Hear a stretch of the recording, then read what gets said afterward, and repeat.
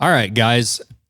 Welcome back to the Josh Smith Show. I'm doing a solo podcast this week, kind of doing a little bit of a hunting season update, knife company update, life update deal. I just got back from New Mexico, went down there elk hunting, went down to hunting camp where our brand relations manager, Jessica Byers, goes down and hunts every year with her dad, some of her family. They set up a camp. It's not just a camp. It's like the Taj Mahal of camps. Her dad goes over the top on this camp. It's wild. He brought down 50-gallon drums of fresh water for showers, and it was quite the living in intense. I set up my Go Fast camper on my truck. I pulled a enclosed trailer down there, brought the Can-Am side-by-side down, which that thing was a absolute lifesaver. But I brought that down I didn't bring it down, actually. My wife and Jess Byers drove it down. I had to go to an event in Tennessee. And so I loaded everything up in an enclosed trailer, my pickup, everything. And then those two girls drove the 20-hour drive or whatever it is to southern New Mexico. And then I flew in. They picked me up in Albuquerque, and we drove the last couple hours down to camp. So I got into camp. I've never seen elk hunting like this. It was unbelievable. Just the amount of elk. It helps when you don't have wolves and grizzly bears eating your elk. But it was a cool experience because my wife actually got to hunt with me. She's never really archery hunted, and so I had her with me, and then we had our video guy, Riley. You know, the intention was to make a hunting film if I killed something. And like I say, that area was unbelievable. Just the amount of elk, the amount of bugling. It was a really good experience. When you hunt an area for a first time, you're learning the country, you're learning how those animals move, where they go, where their bedding areas are versus where they feed and all that stuff. And man, we chased the elk like crazy. I think I was down there for 8 days, hunting for 8 days. I figure we put on close to 80 miles of walking. My feet are just hashed. We chased those elk like crazy. They move. Elk move a lot. And when they're not even trying, they're moving, and you're busting your butt to keep up with them going up and down mountains. It was at 7,000 or 8,000 feet. Between 7,500 and 8,000 for most of those mountains down there. So there's not as much oxygen as here in Montana, which is weird. It seems like we'd be higher, but we're only at 3,200 feet here at my house. But yeah, man, we bugled elk like crazy. We had tons of bulls coming in, or we were getting in on them. Some smaller bulls, chasing some bigger ones. It's amazing how you can get within 20, 25 yards and not have a shot. That's what's fun about bow hunting. To be honest, I had a couple opportunities and, debated whether or not I actually post the video or whatnot. Probably won't, because I'll just get a bunch of hate from non-hunter, anti-hunter people. But if you're listening to this podcast, trust you probably understand it a little bit more. But, I had a bull come in, shot him at 43 yards. He was staring straight at me when I released the arrow, and I have really good video of it. But when that arrow took off, or where that arrow impacted, if you put a pin on the screen and then you back the video up, it's exactly where I aimed. I mean, my arrow hit exactly where I aimed. The problem is when he saw and heard that bow go off, he was already on alert. He wheeled to leave and dropped, and ended up hitting him high up in no man's land. Arrow fell out in like 20 feet. He'll be fine, non-lethal. They jab each other with their antlers and shit all the time. So, I'm confident he's not going to die. But man, he still feel like absolute crap. I mean, I've never actually wounded an animal that I can remember. I was talking about this down there. I don't think I've ever actually wounded an animal and not recovered it. So that was a new one for me, which really sucked. Just a really bad feeling. So we tracked some blood for a while, and then it completely dried up. I think he just bled for a little while, and then he's probably back to rutting. So, anyway, it was quite the experience. Had other bulls close. Just a badass time. I definitely want to go back next year. It was cool. But that's the thing about archery hunting. Like, I guess I haven't done this on a podcast, but I'll give a little bit of an update. A month earlier, I was in Alaska, went goat hunting with Cole Kramer. And Brandon went with me, my business partner. He shot a goat with his rifle, and then he actually busted out of there and went home. And then I kept bow hunting. And that's the thing about bow hunting. Like, even there, I had opportunities that didn't work.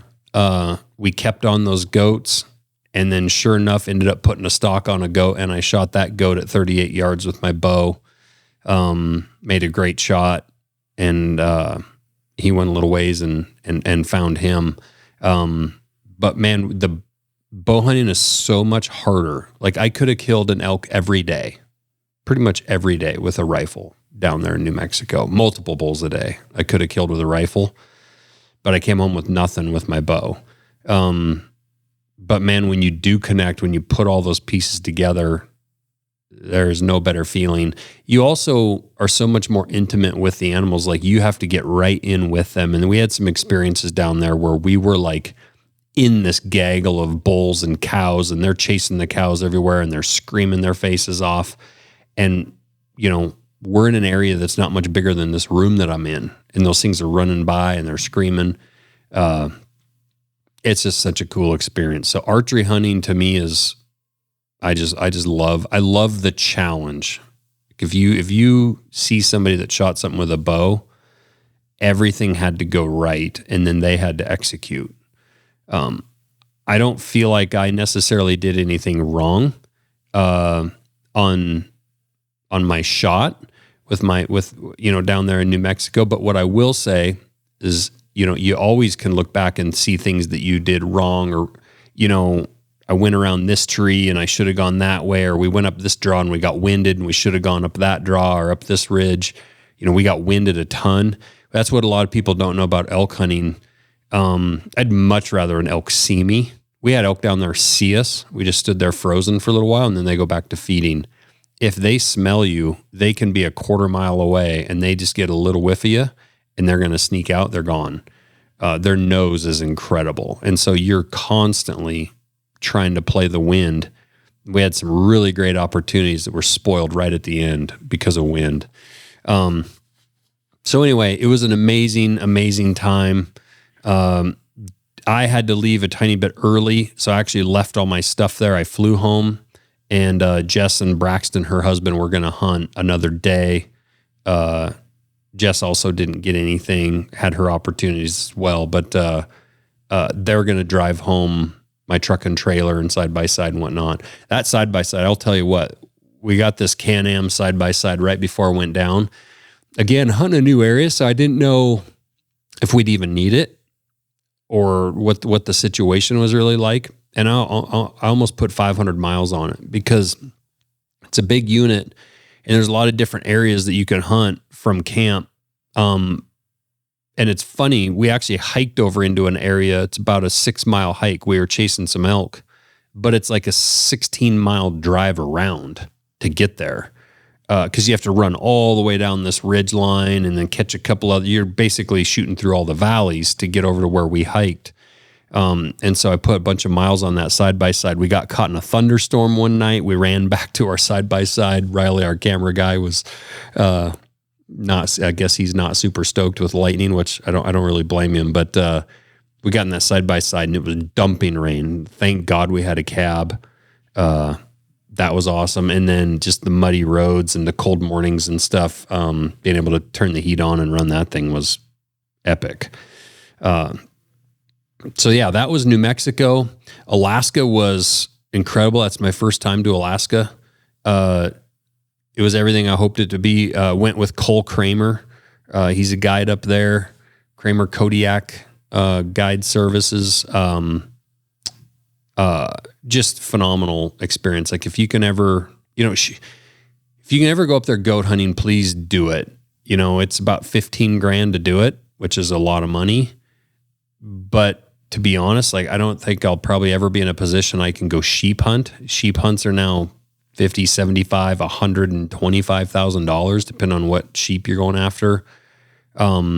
Just like completely unattainable for a regular person, but you can save up and go on a goat hunt and see that same country, and have kind of that same similar type experience that you would sheep hunting. But you're doing it for a lot less. And those goats are just a cool animal. That was just a great experience. We packed in a long ways. Again, it's a physical test of yourself. You know, I've been pretty out of shape lately. Kind of bare minimum to get ready for that hunt. Was a little bit miserable the first day or two. Got my mountain legs going again, which I'm usually pretty good in the mountains. Then I felt pretty decent up there.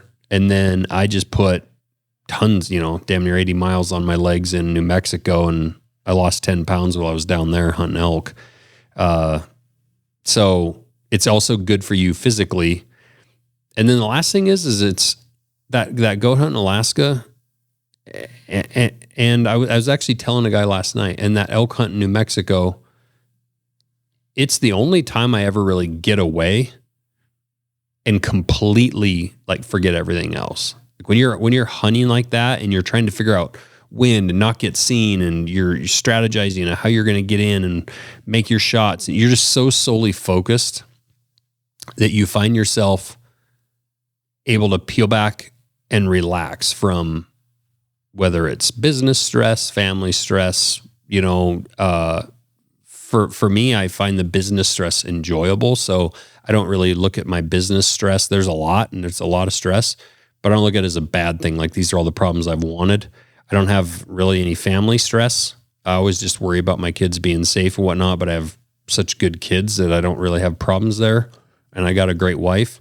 But I would say the world stress, like that shit builds up on you when you open Instagram and you see Charlie Kirk shot, and you see ICE agents shot, and a girl stabbed on a train, and Ukraine, and the national debt, and gender, and whatever, all this other bullshit that's happening.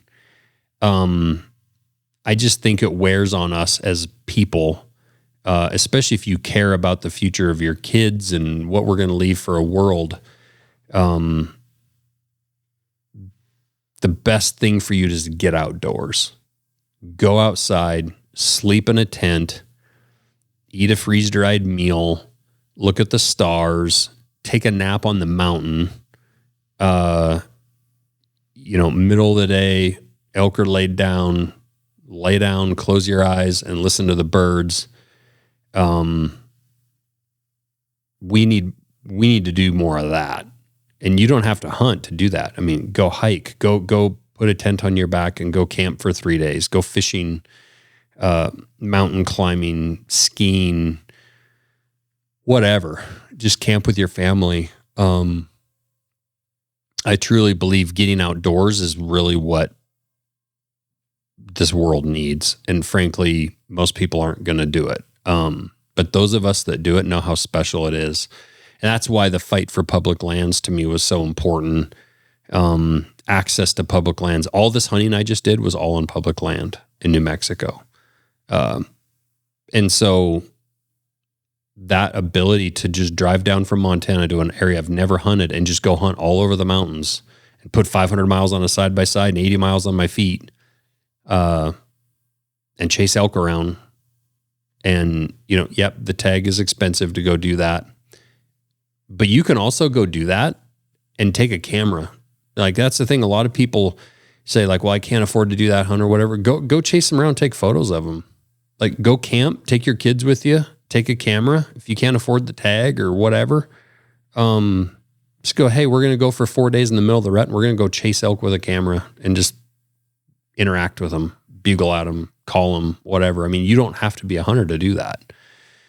So that was really refreshing, I think, for the soul and the mind, for sure. And it was really cool to have my wife along with me doing that too. So, that that's kind of it for my hunting for a little while. And then I got some bird hunts coming up. I'm going to try and get out maybe and do a little bit of hunting around here. I'm giving my feet a few days off right now because I'm pretty well trashed. But I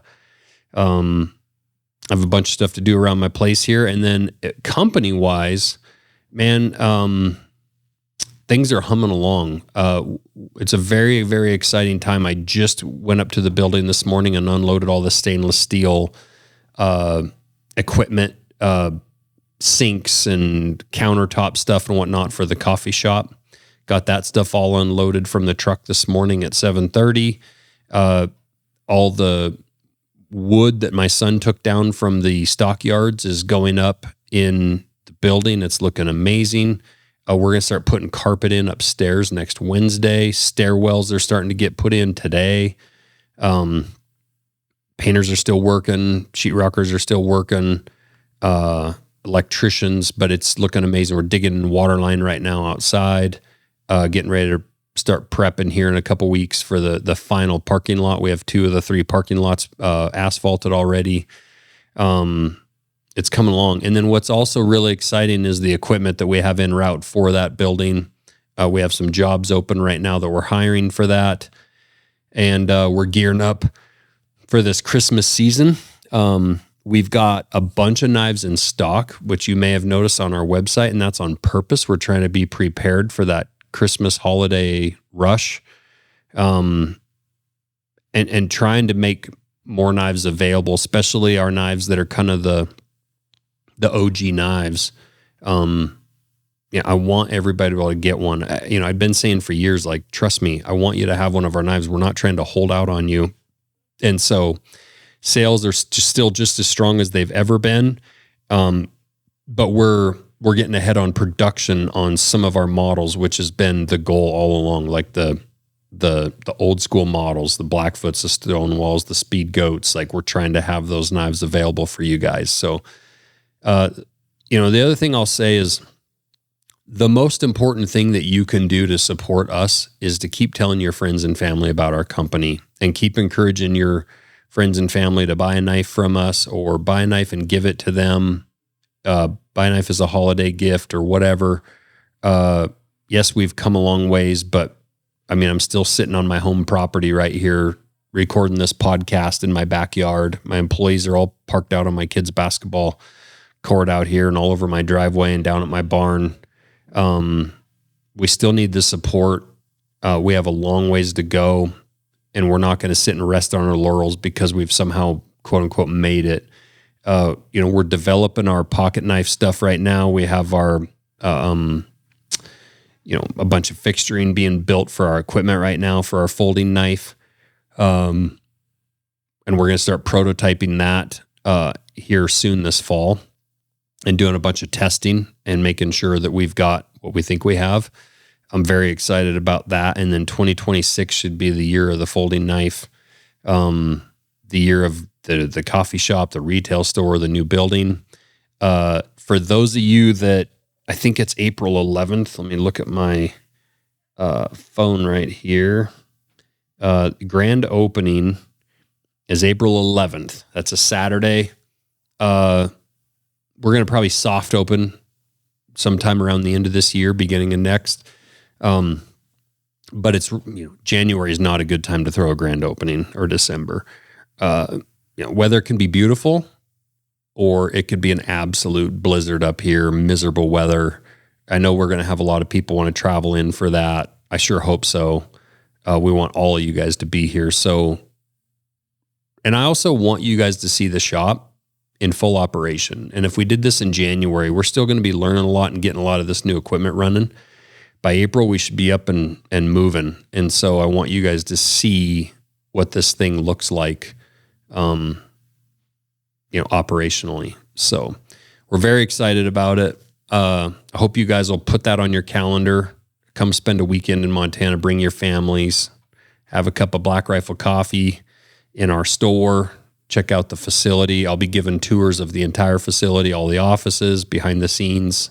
I'll be showing you guys around on that Saturday. I'll probably be taking groups of, 15, 20 people or whatever that looks like that day, and just constantly be running you guys through the facility and showing you guys what we got going. So,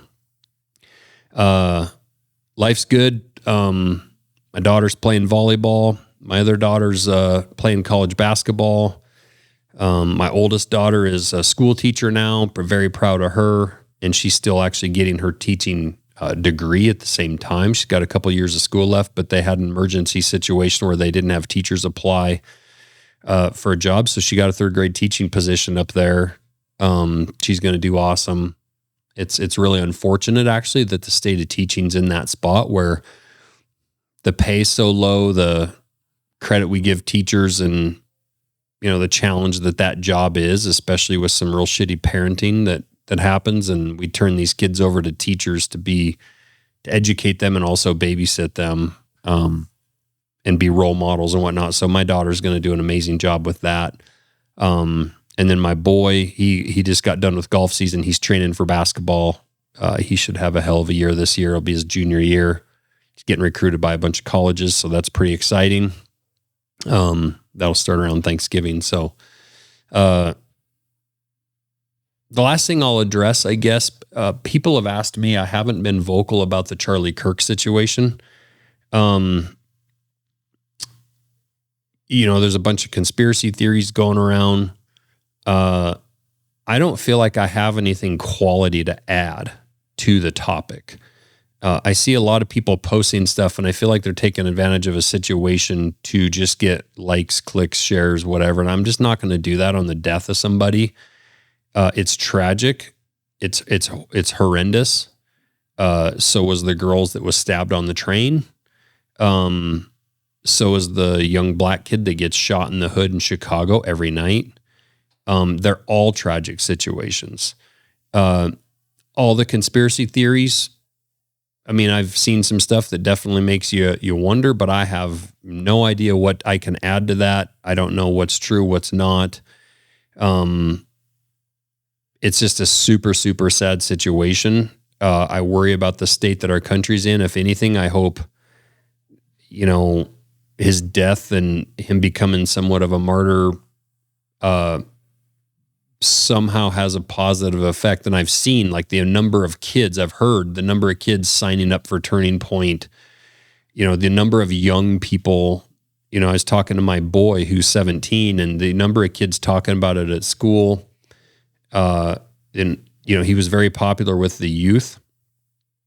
And I told my son, I said, unfortunately, the last couple generations, mine and my parents' generation, have really let this country go to shit. And it's really unfortunate. And so I hope I'm wrong, but unfortunately, I think it's going to be on our kids' generation to fix this country and save it. Or else if we keep allowing things to happen the way they're happening, we're not going to have a country anymore. It's going to be complete anarchy. And people talk about civil war and it's time to fight back and whatnot. And it's like, I've never been to war, but I have a lot of friends that have, and we don't want freaking war. It'll be ugly and loved ones would die. So we're going to need young kids that care, that get educated and speak like Charlie did. And they're going to have to be young leaders. And I told my boy that we're going to need young leaders. You're going to need to step up and help be a part of the solution to this country. But I feel very strongly that I just wish we would concentrate on our own country. I see things happening. I get a lot of people that keep asking me my thoughts on Israel and Palestine, all that stuff. It's none of my damn business, to be honest. I don't, frankly, I just don't really care. I don't care.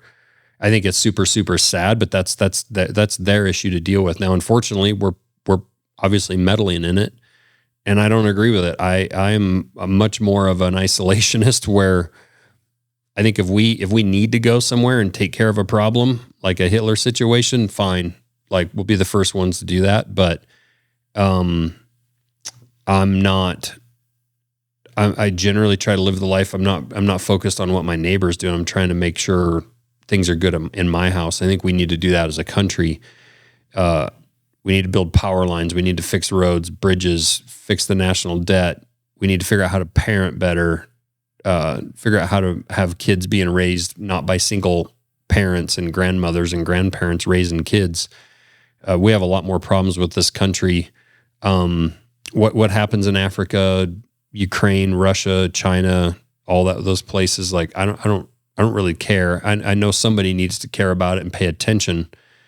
But I think we can invest that money in our own country. So I don't really comment on a lot of that stuff because I frankly could give a shit less what those people do over there. That's their business. So I'm focusing on my business, my community, my family, my employees. That's pretty much what I'm focused on. So, and hunting. So anyway, that's kind of an update from Montana Knife Company. I'm just super proud of our team. The fact that I'm able to take off for 8-9 days and go elk hunt or to go goat hunt and know that we've set something up here where our employees are taking care of this place with myself gone, Brandon gone, Andrew, Jason at times.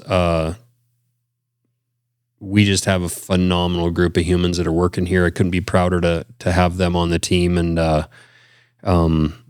we're building the American dream, and we still need your guys' support. So keep spreading the word. Know that we appreciate it. Know that I see almost every Instagram message that comes across. I can't reply to everything, or I'd be typing on my phone all the time. I'm having to try to get better at that between texts, emails, and all the different social media platforms. I just can't get back to everybody. I have to prioritize where I focus my time a little bit, but I see them. And thank you for the compliments. Thank you for the suggestions. Thank you for the people in the user society that are, keeping the excitement alive and also holding us accountable and holding each other accountable. So, that's a really cool community. So that's the update for Montana Knife Company. It's hunting season. I hope you guys get out in the woods and, hope you become a blood brother and get one of those knives bloody. So thanks guys.